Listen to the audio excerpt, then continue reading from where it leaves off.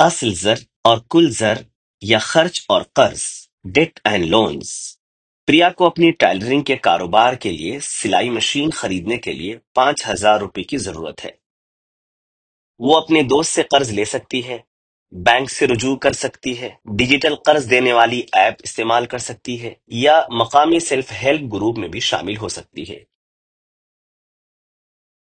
آج قرض حاصل کرنے کے بہت سے طریقوں کے ساتھ یہ سمجھنا ضروری ہے کہ اصل زر اور کل زر کیا ہے اور وہ کیسے کام کرتے ہیں۔ اصل زر اور کل زر کا آپس میں گہرا تعلق ہے، لیکن ان کے الگ الگ معنی ہیں۔ اصل زر وہ رقم ہے جسے آپ ادھار لیتے ہیں، اور کل زر وہ رقم ہے جو آپ پر واجب الادا ہے، جس میں اصل زر اور کوئی بھی سود دونوں شامل ہوتے ہیں۔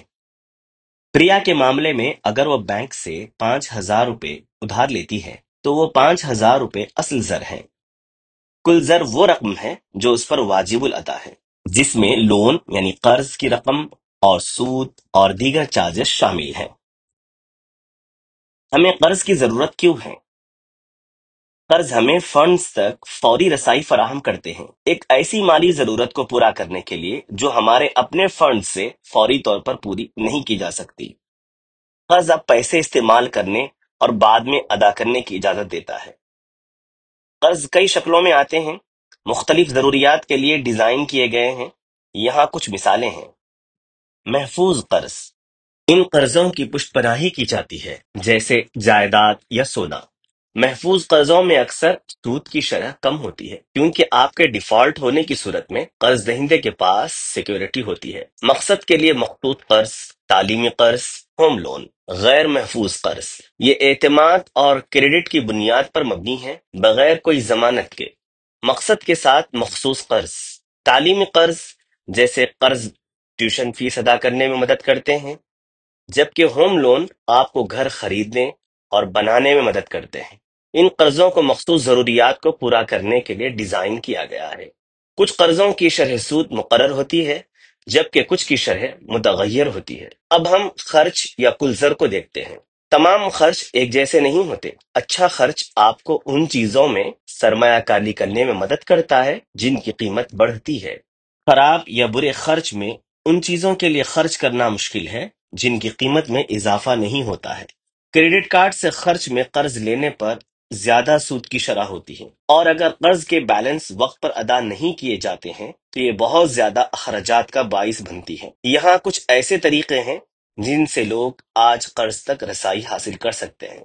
بینک مختلف ضروریات کے لیے مختلف قسم کے قرض دیتی ہے۔ یہ سب سے محفوظ اور قابل اعتماد آپشن ہے۔ SHGs، self help groups. SHGs اپنے ممبروں کو لچکدار شرائط کے ساتھ چھوٹے قرض پیش کرتے ہیں، اکثر دیہی یا نیم شہری علاقوں میں۔ مائکرو فائنانس ادارے کاروباریوں کی مدد کے لیے چھوٹے قرض فراہم کرتے ہیں۔ حکومت کے اقدامات، سرکاری اسکیمیں جیسے کہ PMMY پردھان منتری مدرا یوجنا، PMEGP وزیر اعظم کا روزگار پیدا کرنے کا پروگرام، اور خواتین کاروباریوں کے لیے اسٹینڈ اپ انڈیا اسکیم خاص طور پر خواتین اور SC/ST گروپوں کے لیے چھوٹے کاروباریوں کو سپورٹ کرتی ہے۔ ابھی خریدیں اور بعد میں ادائیگی کریں۔ BNPL اور EMI کے اختیارات۔ ای ریٹیلرز اور پلیٹ فارم اپنے سامان کے لیے EMI یعنی ماہانہ مساوی اقساط کے اختیارات پیش کرتے ہیں۔ ڈیجیٹل قرض دینے والی ایپس، بہت سے قرض دہندگان کم سے کم کاغذی کارروائی کے ساتھ فوری قرض پیش کرتے ہیں۔ قرض حاصل کرنا آج کل نسبتاً آسان ہو گیا ہے، لیکن قرضوں کا انتظام ذمہ داری سے کرنا ایک اہم مہارت بھی ہے۔ قرضوں کی بروقت ادائیگی نہ کرنے کے بہت سے برے نتائج ہوتے ہیں۔